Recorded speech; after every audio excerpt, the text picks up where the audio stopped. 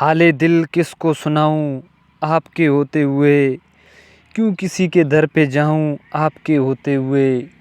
حال دل کس کو سناؤں آپ کے ہوتے ہوئے، کیوں کسی کے در پہ جائیں آپ کے ہوتے ہوئے۔ صلی اللہ علی حبیبہ محمد وعلی آلہ واصحابہ وسلم۔ آج میں اس ویڈیو میں آپ لوگوں کو ان دو باتوں پر عمل کرنا زندگی پرسکون ہو جائے گی۔ تو آج ہر کوئی اس دنیا میں پریشان حال ہے، چھوٹا بڑا، کسی معاشی حالت سے، کسی دولت کی وجہ سے، بیماری کی وجہ سے پریشان حال ہے۔ تو آپ اس ویڈیو کو غور سے سنیں اور پورا واچ کریں، انشاءاللہ آپ کو پورا ویڈیو سمجھ میں آ جائے گا۔ یہ ویڈیو تھوڑا لمبا ہو سکتا ہے اور دل سے لائک بھی کرنا۔ زندگی کا سفر آپ سب کو پتہ ہے تیزی سے جا رہا ہے۔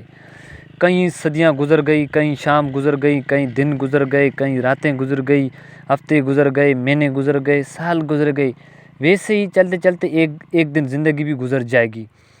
جب دن کی شام ہوتی ہے تو بندہ سوچتا ہے کہ چل باقی تو کام کل کر لوں گا، لیکن جب تک زندگی کی شام ہو جائے تو پھر واپس آنا ناممکن ہے۔ اسی لیے کہ بے شک دنیا کے کام کاج کرنا، بیوی بچوں کو وقت دینا، یہ بات کبھی مت بھولنا کہ ہمارا رب ایک ہے، ہمارا خالق بھی ایک ہے۔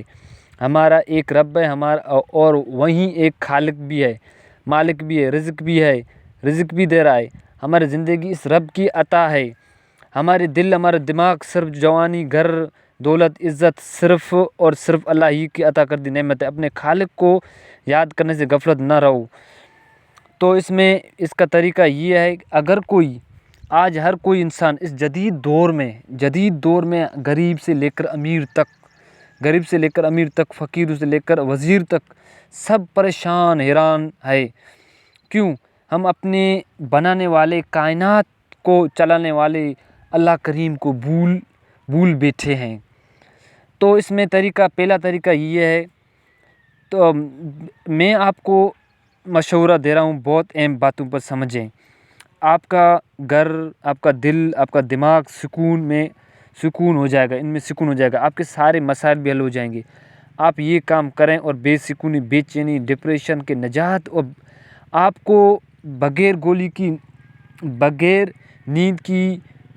نیند کی گولی کھائے پرسکون نیند آ جائے گی۔ اگر گولی آپ نہیں کھائیں گے، انشاءاللہ آپ کو نیند آ جائے گی۔ پہلا کام آپ کو یہ کرنا ہے کہ رات کو سونے سے پہلا تھوڑا سا ٹائم نکال کر تنہائی میں بیٹھ کر دل و دماغ کے ساتھ اور دنیا والوں کے خیال نکال کر اپنے کریم رب سے بات کرنا ہے، اپنے کریم رب سے باتیں کرنا ہے۔ ایسے جیسے معصوم بچہ اسکول سے واپس آتا ہے تو سب کچھ اپنے ماں کو، امی جان کو بتاتا ہے، تو امی جان آج فلاں دوست نے مجھے گفٹ دیا، میری لڑائی ہوئی، آج مجھے ٹیچر نے ڈانٹا، تو اسے سب کچھ تو بچہ ماں کو سب کچھ بتا کر بعد میں پرسکون ہو جاتا ہے۔ تو بچہ ہر وقت اپنی ماں کو بتاتا ہے، تو اسی لیے اسے کہ میں اپنے ماں کو لاڈلا بیٹا ہوں، تو میری ماں مجھ سے بہت پیار کرتی ہے۔